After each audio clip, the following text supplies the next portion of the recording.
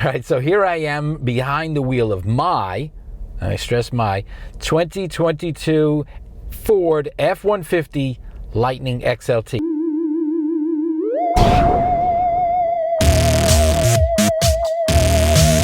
Now, I'm stressing the word my for a reason. There's a lot of reviews out there coming from the perspective of a professional auto reviewer, technical, whatever. But I'm an actual customer. I actually waited for this particular truck for, well, about a year, probably, actually more than a year. So this is coming from the perspective of somebody who actually was waiting for it and is an actual customer. So I'm going to give you my opinion as an owner, not as a professional reviewer, and hopefully it means something to you. All right, so first of all, I chose the XLT. They call it the 312A. That's the upgraded trim of the XLT. That is to say, the entry level is called Pro, and I have a standard range. I'm going to bring that up too, and why I went with standard range. So I am behind the wheel right now. Again, this is a XLT 312A, which is the higher trim. It's an extra $9,600. So you start with the base model. The base model started out at $39,900. Then you went up to XLT, and that brings you to $53,000.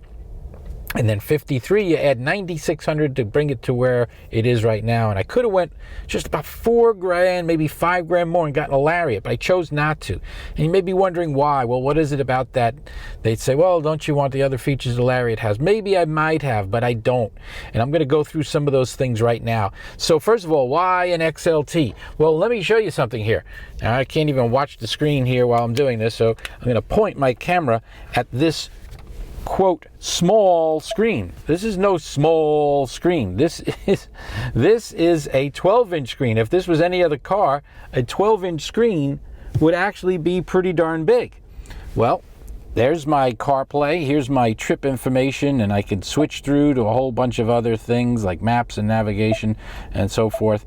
So and there's my bed camera if I want to see that. What's going on in my bed.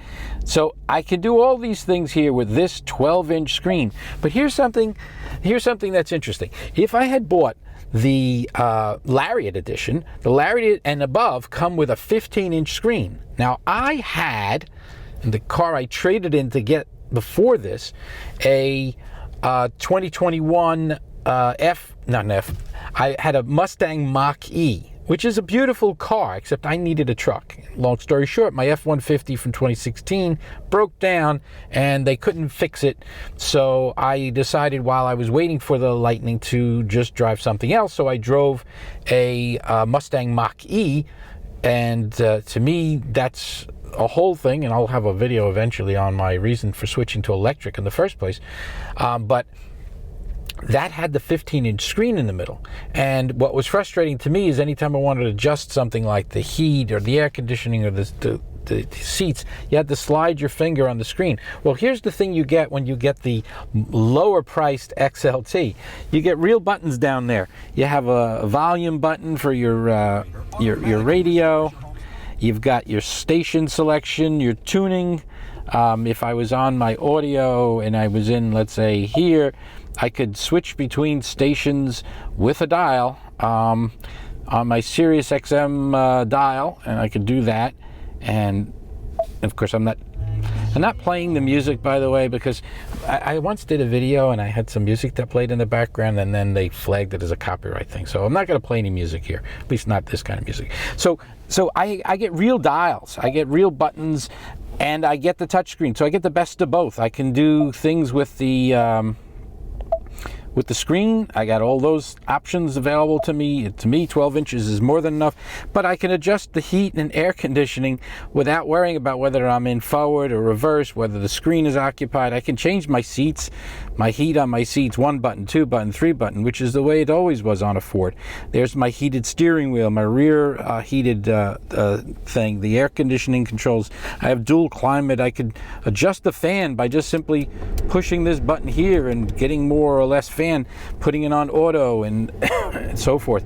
So I have all these options at my disposal by pushing traditional buttons, and to me that's just the tip of the iceberg of why I didn't go with a lariat trim. One of the other things that I get with that extra space here is I have space to put some more stuff under here because the screen isn't that big, so I have a lot of extra stuff, gum, toothpicks, wires, sunglasses, I can go on. Plus I get a little bit of extra space on top of the screen that I otherwise wouldn't. And here's another one. Here, I want to get my cameras on. There's my cameras. They're a button. I don't need to go through a navigation screen to get to the cameras. And I can still do all those other fun things that you could do with these cameras in terms of choosing which angles I want to see, or if I want to see what's in the bed. And you can see by that my bed is open right now because we're going to go over that in a couple minutes. So I could do all these things with the camera button, and I could do that with a lariat. I could do that with a Platinum, but I have to go through navigation menus, and I got kind of tired of that sort of a thing. So here I am. There's my dashboard, and notice, by the way, I'm not at 100%. I think you can see that, but I'm not at 100%, and I have 261 miles of range. Now, if you are following along there with 261 miles of range right now, and it's at 100%. It's not quite 100%. But the point I'm trying to make here is that the published range for the XLT, actually not the XLT, for the standard range battery is only 230 miles. Now I had a Mustang Mach-E which is rated at 211, so I'm getting a published 20 miles more per charge on this compared to the one that I had on my Mustang Mach-E. So I'm getting more range than that. And second of all, notice that this is supposed to be a range of 230, but at the moment it's 261. So I'm actually 30 above on that based on my driving pattern. And my driving pattern is I live in New York City. The speed limit on the New York City highways is 50. The speed limit on New York City regular streets is 25, and in some areas it's even lower. If you're near a school, it's heavily enforced. There's traffic cameras, etc. So the point is, with the standard stop and go traffic that you have in the city, electric vehicles get a lot more than spec. Now, of course, it's summer, and as it was with my Mach-E in the winter, you need a little bit more power to warm the battery, so your range in the winter will be lower. But the point is, 260, that's not at 100%. I've seen this as high as 288 so far, as it's telling me what my range is. And frankly, I never go 300 miles in a day.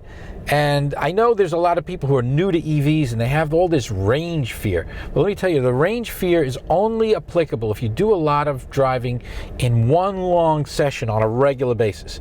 Because on the very few occasions where I did need to go more than, let's say, the 250 or so miles that the standard range would be. Let's say I went out, I drove once 125 miles out, and then I needed to drive 125 miles back. Well, most of the time, by the time you get where you're going, you could find another charger. And by the way, I charge at home. So every day I start off with 100%. So let's start with that. Every day I start off with 100%. So, or close to it. I don't always charge all the way. And I charge at night. That's another story I can maybe cover in another video. When I charge at night, the price to charge is drastically lower. That is to say, the price to charge goes from like 30 cents a kilowatt hour to like 2 cents a kilowatt hour. And I have a timer in my charger, and I'm kind of sidetracked here, but I have a timer in my charger that makes it not go on until midnight. So between midnight and 8 a.m., the rate goes drastically lower. So it doesn't cost me hardly anything. And frankly, I used to drive another F-150, and I was spending maybe $100 a week on fuel. I have literally spent zero on fuel because the electric costs are ridiculously low. In fact, they're so low that the rebates I'm getting back in PayPal, which is Con Ed sends me money every month through PayPal, are more than the amount of energy that they're charging me for the energy to charge my truck.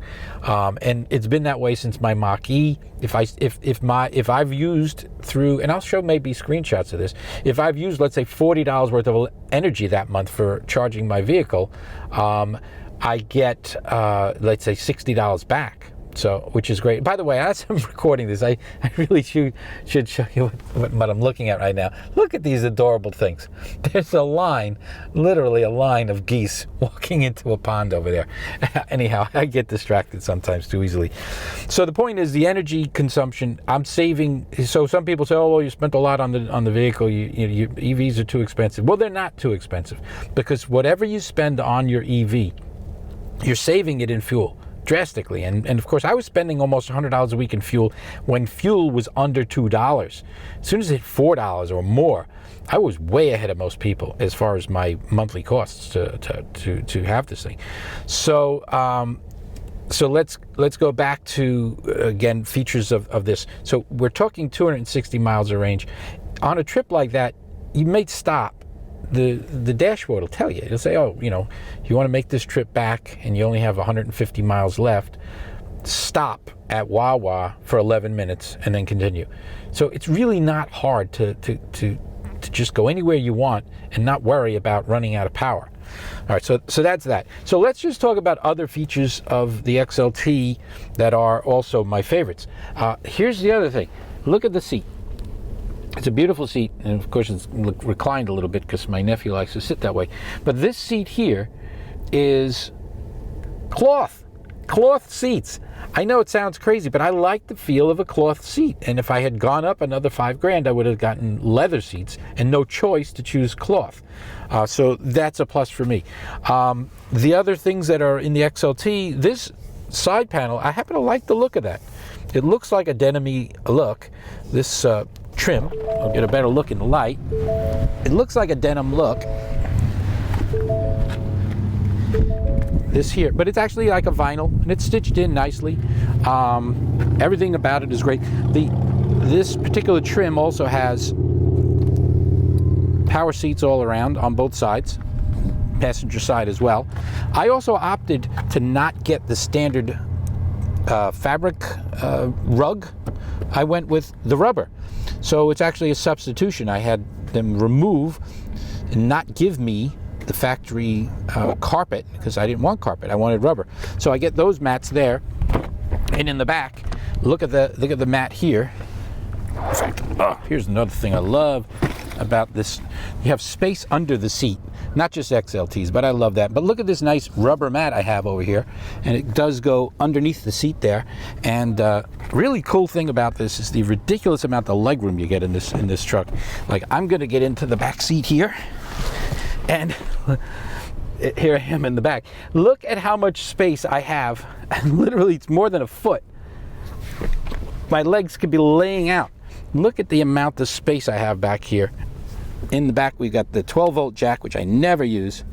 Got a USB-C and regular, and you got 120 volt. I forgot how many watts it can handle, but it's a lot. So again, look at that screen in the front. You can see that. Even with that seat reclined, look at how much leg room there is here. It's enormous. It's enormous. So, and the door, of course, plastic, yes, nice trim. Holders, all kinds of space over there. And again, I love on the F-150 the space under the seats. I really heavily use that for all sorts of stuff. So, what don't you get? You don't get, in the back window, you don't get that little window, which I actually like that little window. It's the one thing I probably miss about that. You don't get that little window there.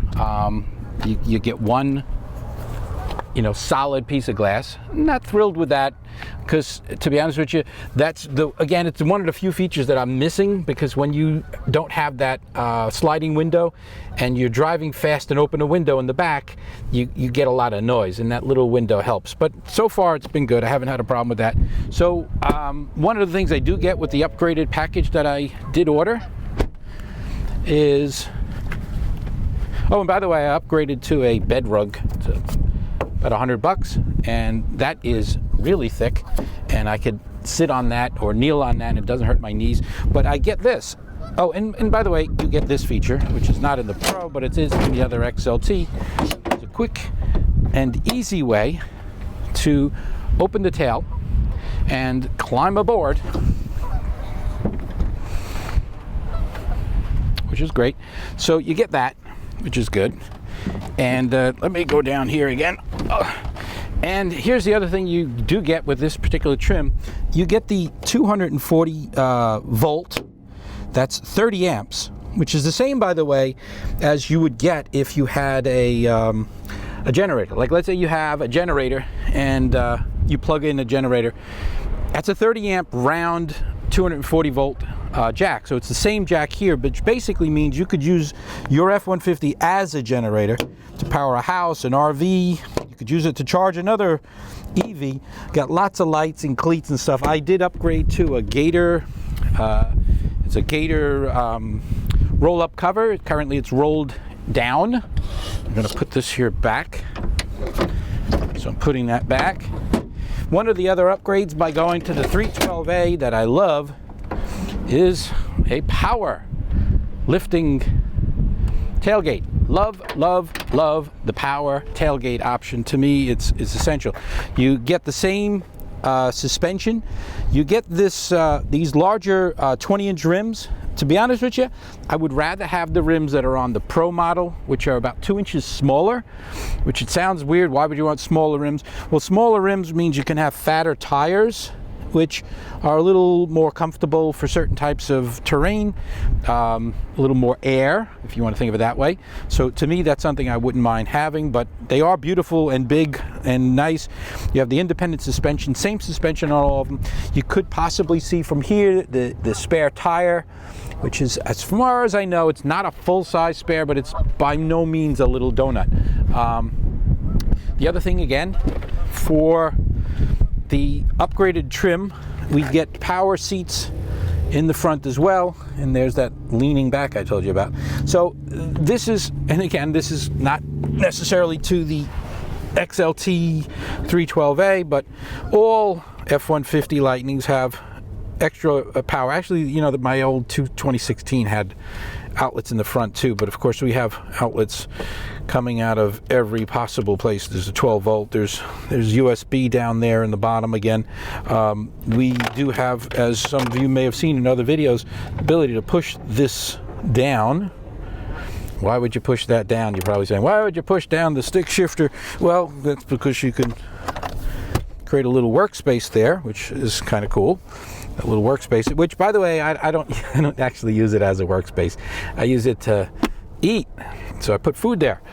More cup holders and stuff like that. And here's the other thing about all F-150s in general, and I have to say again, when it comes to driving a truck, and I've driven, this is like my third or fourth truck. Anyhow, Ford gets it right, and like, I had an F-150, and then EVs were coming along, and I was like, well, I'm not switching because I need a truck. And then I heard about Rivian, and I heard about Cybertruck, and I got very excited. But Rivian misses certain things that guys like me like storage and practicality. It's a smaller truck bed in a Rivian. This is a full-size truck. It's a 5.5-foot bed, but we have storage coming out of every possible place. There's storage in the center console, storage underneath, storage on the top, especially when you have the smaller screen. We got a glove box where we could put whatever it is. We need little things in there. We have a second glove box where I actually like to keep my gloves, by the way, masks, which is, of course, that dates this video. I got masks in there. So we have two glove compartments, but there's also another huge thing that I've loved since the old F-150 that I had here. This center space here is huge. Now, if you look at a Rivian, they don't get it. We need storage. We're truck guys. This is the size of a Pendaflex file cabinet. I could put all sorts of stuff in there. There's a little tray organizer where I put the things I use most, little Rolaids, a flashlight, some business cards, some sanitizer. And then inside of here, this is massive, the amount of space in here. I can't stress it enough because most people don't even point that out. It's a huge space. It's literally a filing cabinet, which means it's like it holds a hanging Pendaflex folder. I keep food in there. I keep a bag of munchies. I've kept cans of drinks in there, and they actually are, it's somewhat insulated. I don't know if that was intentional, but like on a warm day that I put stuff in here, it's still chill. It's still got a nice little chill. I keep my little drinks in there, first aid kits and things like that. all kinds of nice space. All this is in there. Again, more space, space, space. That's something that when I saw Rivian, I was like, where's their glove compartment? They basically don't have one. What's their center column storage look like? Well, not really much. Maybe you could, if you were to try to measure it, what could you put in there? Not much. It's tiny.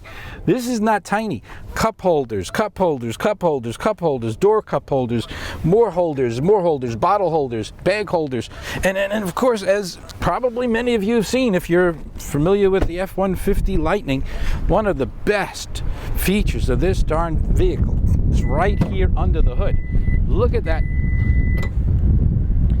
That's the massive frunk. The frunk. And there's space under the frunk for more stuff. You could use that as an ice cooler too. It's got a little drain plug underneath there, which is great if you want to do a little tailgate party. Oh, and by the way, look, more outlets. More outlets. 120, 120, 120, 120, USB-A, USB-C. By the way, in case you're curious, this little bugger right there, that's the escape button, in case you accidentally get locked in there. Plus we have lights. There's lights on the top. Everything on this thing lights up, by the way. And we'll call it the Lightning for nothing. This thing is electrified. I have lights. Oh, and by the way, the XLT and above, I'm going to close this again. By the way, that's big enough to fit inside. That's why they have that escape button. You could literally fit inside there. So why would I bring that up? I've sat in there when I was having a meal, and I literally sat in there in the shade. In the shade. I sat in the shade with my feet out, felt like a little kid in a giant chair. I sat inside of there and I had a sandwich. I put my drinks next to me and I enjoyed the sun without being in the sun. It was fantastic. Power. You know, oh, and by the way, another thing you get with the XLT trimming up, you get the light bar in the front. But I should also mention, one thing you don't get with this, which you do get on the Lariat, and I'm going to bring that up, and again, here we go, Lightning. One thing you do see is you do have this unique lighting here, but we don't get the light bar going across the back. We don't get the light bar going across the back. Now, is that a minus? Maybe, because it does let it stand out from other vehicles as being the Lightning. But one thing that I'm actually happy about, and this may be me being a little, I don't know, too much of a Ford fanboy, look at that big Ford logo centered above the F-150 branding. To me, that's symmetry, that's beauty, that's perfection, that's showing off the Ford brand, not necessarily the Lightning brand. But I like the way it is on the XLT. I like the fact that it's centered and large. When you get the version for XLT and above, the light bar is here, right? The light bar is here. But because of that extra space lost there, you lose that symmetry. They make a smaller version of the Ford logo and they stick it here. Not a big deal. Not a big deal. I could take it or leave it, but it is something to be aware of. All F-150s, by the way, do have towing. There's a tow hitch here. They all have the power for the towing. They do make available a tow package that and a maximum tow technology package, and that adds some functionality for people who tow a lot, including the ability to have the extra cooling needed to handle large loads. I don't tow often, but if and when I do need to tow, believe me, that will be more than sufficient for what I need.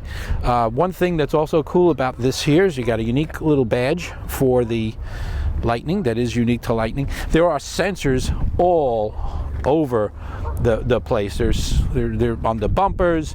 There's cameras all over the place and lights. That's a light.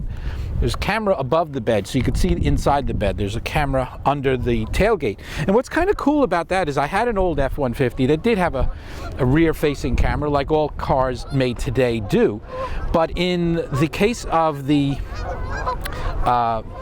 hey, the geese are flying again. So in the case of those few times where I had to have the tailgate down, right, you would lose the backup camera capability. And the weird thing about that is, and it sounds small and petty to bring it up, but when you are relying on the backup camera to the point where it's now become mandatory on cars. Removing the backup camera would be almost a crime. Well, the problem is with most the older F-150 is that when the tailgate was down, because let's say you're bringing in some sheetrock or something that's long and you need the bed to be out, when you do that, your camera is now facing the ground, so you couldn't do that. But with these newer models, and it's not just the Lightning, but there's that camera right above. So you don't lose the ability to see behind you. It's there the whole time. And of course, capping off the cameras, there are cameras like right here under the lights, under the mirrors. And by the way, I've said it's a Freudian slip, I said lights, because there are lights all over. There are lights on the side of this. There are lights underneath the running boards. There are lights behind it. When you need to go someplace and see where you're going, if you're in a camping park or someplace like that, this thing lights up the area around like nothing else I've ever seen. You could also control that. So if you're in a trailer or campsite or something like that, and you want to have a little bit of lighting, let's say next to where you're sitting, and you don't want to basically broadcast to the entire campsite that you're, look at me, I'm bright, you could turn on any one of these lights from the dashboard. You could say through the dashboard, just give me a lighting on the left corner, give me lighting in the front, give me lighting in the back, give me lighting on the right. So I love that feature. There are a couple little Easter eggs that are kind of cool. Assembled with pride at the Rouge Electric Vehicle Center. As some of you who follow my channel know, I actually was invited to the factory on launch day, and I'm so grateful to Ford to have invited me there and to allow me to be part of that event. I was literally there to be one of the first people to experience the Lightning as a customer. They invited about 20 customers from around the country, and we got a chance to be there, to socialize, to actually drive it. I was the fifth person, other than outside the president, was the first non-Ford employee to drive an F-150 Lightning. They gave him a free ride. But then they allowed us, and I was the fifth person to be able to do that, and I'm very honored to have been asked to do that. So again, here's my Lightning. I love this thing. I will probably do some follow-ups on some of the other details, where maybe I'll explain some of the other things about electric vehicles in general that aren't necessarily clear here. And there's a lot of other stuff I'd like to get into, but I wanted to shoot this thing kind of a little different. If you watch my channel, this is probably one of the few videos where I don't have all my cameras all staged out and my microphones already clear and separated. And for all I know, the sound is going to be bad here and there, but I want to shoot it in one long take, just to kind of shoot from the hip, show how it's done, show you what I love about this thing. There are a couple things that are a little quirky, but overall, they pretty much hit it out of the park. There's very few things about this vehicle that I would say I am not happy with. I mean, absolutely, positively wonderful. One of the other things I kind of miss is I would like to have a sunroof, a moonroof. Is that a moonroof or sunroof? Well, anyhow, I'd like to have a glass roof. I had one on my old XLT. I don't have one on this. Minor thing, but I could, I'm just happy I have it. So here I am again, one last time, walk around. And the thing about this thing is, there are only about 6,000 or so of these that have been made so far, so I'm lucky enough to be one of the first to get my hands on one. So there's probably a lot of people who follow my channel, or maybe you're just visiting for the first time, who have questions about a Lightning and want to hear it from the perspective of an actual owner, not somebody who's just reviewing for a living. So go right ahead, shoot, ask. You may have questions about how some of these things go together, why it shows certain options and trims. Maybe you're new to pickups. To me, there's so many things to say about this vehicle, and I think I've gone on for about 20 some odd minutes, and that's probably about as much as I can say for now. So I want to thank you for watching, and if you haven't done so already, maybe a little thumbs up. And for the very few that have lasted this long, thank you, thank you, thank you. And I will see you guys again on a future video. Wherever you feel comfortable. That's it. Oh my God. Oh my God. I can't. No, whatever you feel comfortable with. The rain. But look, it's